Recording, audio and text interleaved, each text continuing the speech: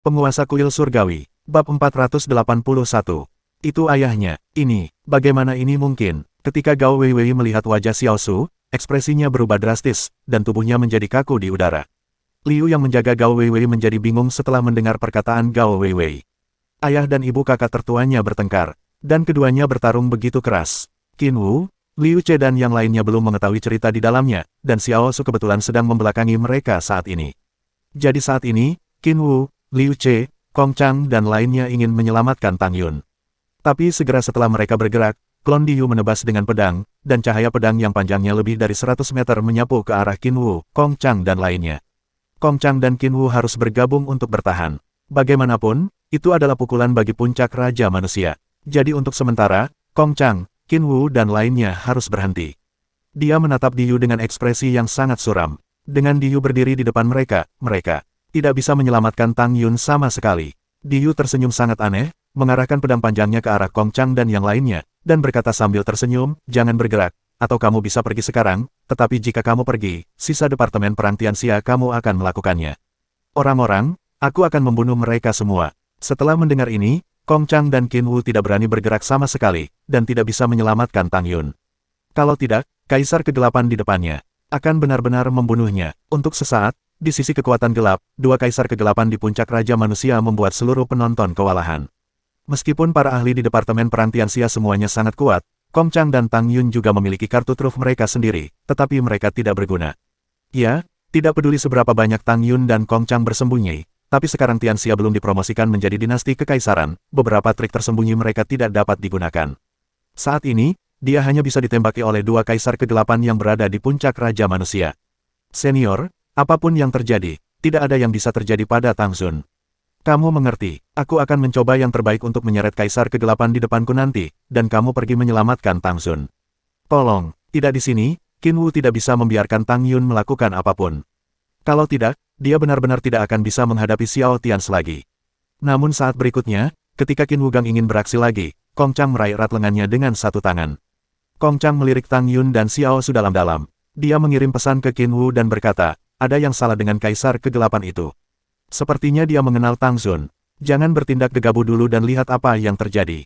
Faktanya, dengan situasi Xiao Su dan Tang Yun saat ini, bahkan Kong Chang pun tidak berdaya. Karena meski masih memiliki beberapa kartu truf, Tang Yun dicekik oleh Kaisar Kegelapan di puncak kedudukan Raja Manusia. Selama pihak lain mengerahkan sedikit kekuatan, leher Tang Yun akan meledak. Jaraknya terlalu dekat, tidak ada cara untuk menyelamatkannya.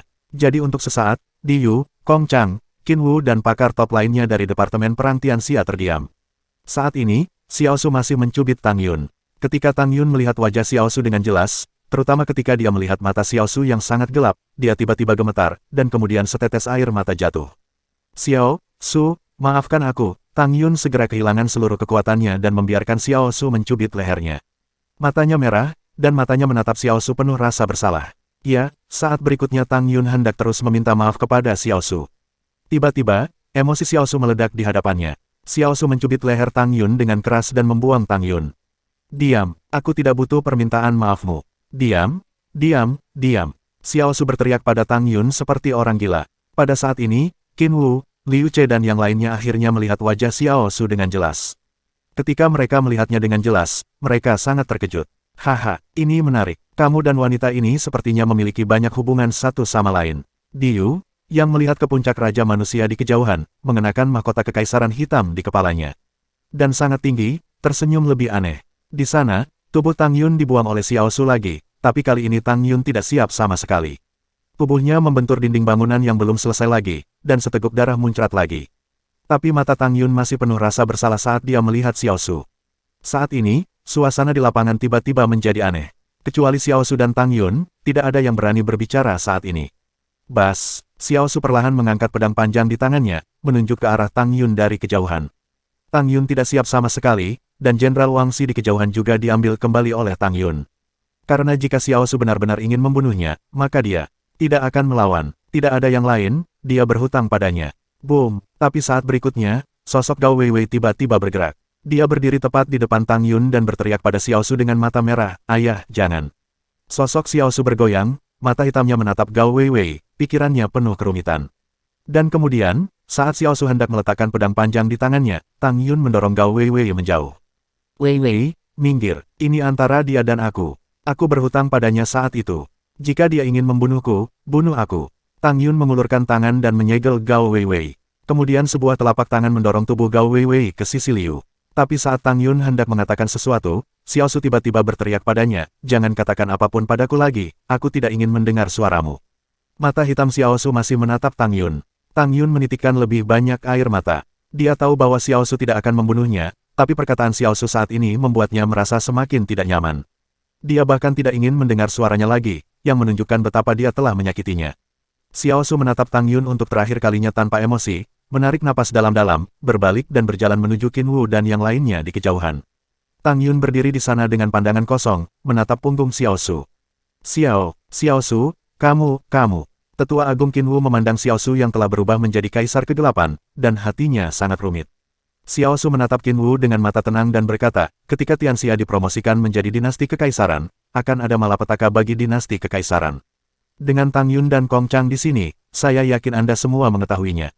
Lalu saya akan beritahu kamu sekarang, dinasti kekaisaran Tianxia akan mengalami bencana besar. Ya, ini aku, Xiao Su berkata pada Qin Wu dengan serius.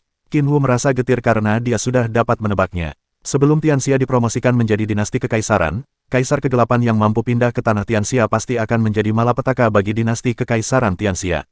Dan Qin Wu sekarang akhirnya mengerti mengapa Kaisar Xie dari Departemen Perang Singa keluar sangat awal untuk menyusup ke nasib nasional Departemen Perang Singa. Adapun Departemen Perang Tianxia, mereka selalu sangat tenang. Ternyata Xiao Su di depannya menolak segalanya. Hati Qin Wu sangat rumit, dengan rasa hormat, kekaguman, dan permintaan maaf. Pada akhirnya, emosi campur aduk yang tak terhitung jumlahnya memadat. Qin Wu membungkuk dalam-dalam kepada Xiao Su dan berkata, atas nama Departemen Perang Tianxia, Qin Wu ingin berterima kasih kepada Tuan Xiao atas semua yang telah dia lakukan untuk Tianxia. Terima kasih kamu, terima kasih. Xiao Su mendengus dengan sangat acuh tak acuh dan berkata, jangan berterima kasih padaku, Qin Wu, kekuatan-kekuatan gelap jauh di luar imajinasimu. Ada ratusan raja manusia yang kuat, dan ada hampir 100 raja manusia di puncaknya. Xiao Su sedang berbicara. Setelah jeda, dia melihat ke arah tiruan Diyu yang tersenyum di kejauhan dan berkata, masih ada beberapa tahap di belakang puncak raja manusia. Sekarang kita dua puncak raja manusia akan datang, kamu tidak bisa hentikan kami. Kamu masih terlalu lemah. Qin Wu, Liu Ce, Zudi, Long Zhanguo dan lainnya membuka mulut lebar-lebar, dan hati mereka sangat terkejut. Jika apa yang dikatakan Xiao Su benar, maka Departemen Perang Tianxia saat ini benar-benar jauh dari kemampuan untuk melawan. Tubuh Qin Wu gemetar. Setelah beberapa saat, dia menatap Xiao Su dan bertanya, Tuan Xiao, kamu.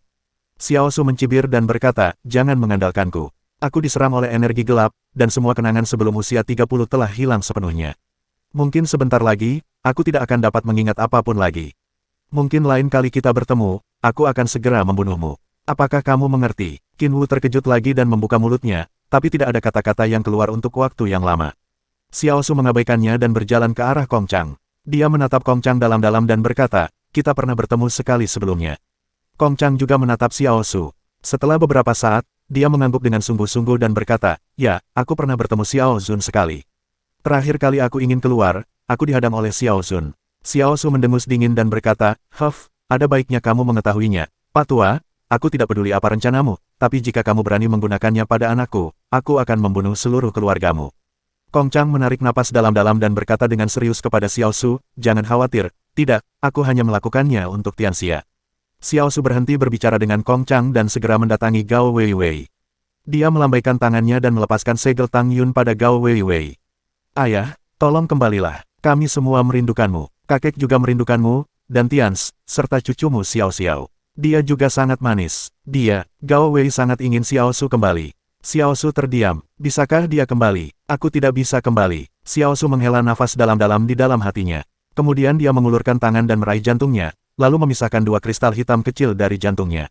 Xiao Su menyerahkan dua kristal hitam yang terpisah dari hatinya kepada Gao Vivi dan berkata, maaf, namamu Wei Wei, kan? Kamu adalah anak yang baik, dan kamu telah membesarkan Xiao Xiao dengan sangat baik. Terima kasih atas kerja kerasmu. Setelah Xiao Su berhenti, dia membuka mulutnya yang penuh energi hitam, menghadap Gao Wei Wei, mencoba yang terbaik untuk tersenyum, dan berkata, singkirkan dua kristal hitam ini. Ambil satu sendiri dan yang lainnya sendiri. Xiao Xiao, jika suatu hari, dunia menjadi gelap, benda ini dapat melindungi Anda dan Xiao Xiao dari korosi. Maafkan saya, beritahu Xiao Xiao, kakeknya, sudah lama meninggal. Gao Weiwei menitikkan air mata. Meskipun Xiao Su tersenyum di depannya, senyumnya sangat sedih. Xiao Su tidak berkata apa-apa lagi pada Gao Weiwei. Sebaliknya, dia berbalik dan pergi. Klon Diyu di depan Kong Chang justru pergi saat melihat Xiao Su. Jadi dia tersenyum dan berteriak pada Xiao Su. Hei, apakah kamu pergi sekarang? Bagaimana kalau kita bergabung dan menelan takdir nasional Tianxia? Lagi pula mereka akan kalah. Kamu, boom. Sebelum klon Diyu selesai berbicara, Xiao Su tiba-tiba menyerang Diyu dengan cahaya pedang gelap berukuran 100 meter. Ekspresi Diyu berubah dan dia dengan cepat melawan, tetapi klonnya baru saja mengembun dan energinya baru saja mencapai puncak Raja Manusia. Bukan lawan Xiao Su. Meskipun Diyu melawan dengan sekuat tenaga, mahkota kekaisaran gelapnya masih terpotong-potong oleh pedang Xiao Su. Setelah menerima cahaya pedang Xiao Su, wajah Diyu menjadi sangat muram. Dia menatap Xiao Su dan berteriak, Xiao Su, apakah kamu mencari kematian? Xiao Su tiba-tiba berbalik, menatap Diyu dengan dingin dan berkata, oh, apakah kamu mencari kematian? Tunggu sampai jati dirimu keluar. Sekarang, kamu mau pergi atau tidak? Jika kamu tidak pergi, aku akan pergi bunuh klonmu. Aura Xiao Su tiba-tiba naik, dan Diyu menatap Xiao Su dalam-dalam beberapa saat. Tiba-tiba Diyu tersenyum dan berkata dengan acuh tak acuh, haha, terserah kamu. Lagi pula kamu akan kalah, jadi tidak masalah. Karena kamu ingin mengulur waktu lebih lama, maka, terserah kamu. Melahap keberuntungan dinasti kaisar juga akan lebih baik lagi, haha. Diyu mencibir dan muncul di samping Xiao Su dalam sekejap. Ikuti Xiao Su dan berjalan menuju kejauhan. Untuk menghindari kesalahpahaman, Xiao Su menjauh dari Xia Jing dan sama sekali tidak menyentuh naga emas keberuntungan nasional dari Departemen Perang Tianxia. Dan saat Xiao Su dan Diyu hendak menghilang, Tang Yun, yang tetap di tempat yang sama, tiba-tiba berteriak pada Xiao Su, Xiao Su. Sosok Xiao Su di kejauhan berhenti. Maafkan aku, Tang Yun berteriak pada Xiao Su dengan suara serak. Namun, Xiao Su tidak berhenti lagi. Dia menahan klon Diyu dan menghilang dari pandangan semua orang. Maafkan aku, Tang Yun menangis, matanya sangat merah, dan dia terus menggumamkan permintaan maaf, tetapi orang yang ingin dia minta maaf tidak lagi terlihat. Tang Yun tahu di dalam hatinya bahwa pernikahannya dengan Xiao Su lebih dari 20 tahun yang lalu sebenarnya hanyalah sebuah konspirasi. Dia hanya mendekati Xiao Su untuk suatu tujuan. Kemudian dia menikah dengan Xiao Su dan melahirkan Xiao Tians. Lalu aku harus bertanya, apakah Tang Yun pernah mencintai Xiao Su di dalam hatinya? Apakah dia pernah memiliki perasaan yang sebenarnya? Tang Yun sendiri tidak mengetahui hal ini. Faktanya, dalam beberapa tahun terakhir, setelah Tang Yun memalsukan kematiannya dan meninggalkan keluarga Tang, dia telah memikirkannya berkali-kali. Terlepas dari apakah dia jatuh cinta dengan Xiao Su atau tidak. Namun keduanya telah hidup bersama selama lebih dari 20 tahun. Meski tidak ada cinta, tetap ada kasih sayang keluarga. Dan apakah benar-benar tidak ada cinta? Sebenarnya ada. Maaf, aku berhutang padamu apa yang hanya bisa kubayar di kehidupan selanjutnya. Jika ada kehidupan setelah kematian, Xiao Su, aku pasti akan menjadi istrimu selama sisa hidupku, dan maaf, Xiao Su sudah pergi. Ya, Tang Yun bisa merasakannya. Xiao Su tidak bisa mendengar kata-katanya, atau dia hanya mengatakannya pada dirinya sendiri. Bab 482. Xiao Su pergi, dan sebelum pergi, dia langsung menebas Diyu dengan pedangnya, yang mengejutkan semua orang di Departemen Perang Tianxia. Itu adalah kaisar kegelapan di puncak kedudukan Raja Manusia. Xiao Su akan memenggalnya begitu dia mengatakannya. Meskipun klon Diyu tidak dipotong-potong, di bawah tekanan Xiao Su, Diyu tetap tidak berani tinggal. Sekarang kekuatan Tianxia masih terlalu lemah. Bahkan jika klon Diyu tetap ada, ia akan tetap mati. Tetapi bahkan jika Kaisar Kegelapan di puncak Raja Manusia terbunuh, dia akan membawa setidaknya 7 atau 8 orang kuat dari pihak Tianxia bersamanya sebelum dia meninggal. Namun kini situasi itu tidak terjadi, semua karena Xiao Su. Kekuatan Xiao Su sendiri kini telah mencapai puncak Raja Manusia sejati. Dan itu jauh lebih kuat daripada Long Air dari Departemen Perang Singa. Baru hari ini, hingga saat Xiao Su muncul, semua orang di pihak Tianxia menyadari bahwa bukan hanya mereka yang menjaga Tianxia, tetapi mereka sebenarnya memiliki rekan yang telah menyusup ke kekuatan gelap. Dan dengan mengorbankan dirinya sendiri dan jatuh ke dalam kegelapan selamanya, dia diam-diam menghalangi invasi kekuatan gelap. Pada saat ini, semua pakar terkemuka di Tianxia sangat tersentuh. Malam ini, dua kaisar kegelapan di puncak Raja Manusia menyerang, menekan 90% orang kuat di Departemen Perang Tianxia. Dari pertempuran ini, Qin Wu dan yang lainnya tiba-tiba terbangun. Mereka masih terlalu lemah sekarang. Kekuatan gelap baru saja mengirimkan dua Raja Manusia puncak, dan mereka tidak dapat menahannya. Bagaimana dengan malapetaka besar dinasti kekaisaran di masa depan? Memikirkan hal ini, Qin Wu, Liu Che, Zhan Wushuang, Chen Podao dan mantan anggota sekte lainnya tidak bisa tidak merasakan gelombang ketakutan di hati mereka. Untungnya, Xiao Su yang datang malam ini. Untung, Xiao Su masih mempertahankan sisa kejelasan terakhir di hatinya. Tang Yun, Xiao Tians, Xiao Su. Keluarga ini, Kong Chang memandang Tang Yun di kejauhan yang benar-benar tersesat, dan komplikasi yang mendalam muncul di hatinya. Faktanya, keluarga ini gila. Dengan kata lain, keluarga ini menjadi gila karena pengaruh Tang Yun. Tang Yun adalah orang pertama yang menjadi gila dan mendesain Xiao Tianzi dan Xiao Su dengan tangannya sendiri. Aku sudah lama gila, Kong Chang tertawa liar di dalam hatinya dan berbalik untuk pergi. Xiao Su telah pergi, jadi tidak ada bahaya bagi Xia Jing. Dia masih harus kembali untuk menekan alam kaisar sejati di sisi lain Akademi Seji. Xiao Su benar, kekuatan Tianxia masih terlalu lemah. Dan pada saat ini, Kong Chang sebenarnya mulai ragu-ragu apakah akan menggabungkan Akademi Seji sepenuhnya ke dalam Departemen Perang Tianxia.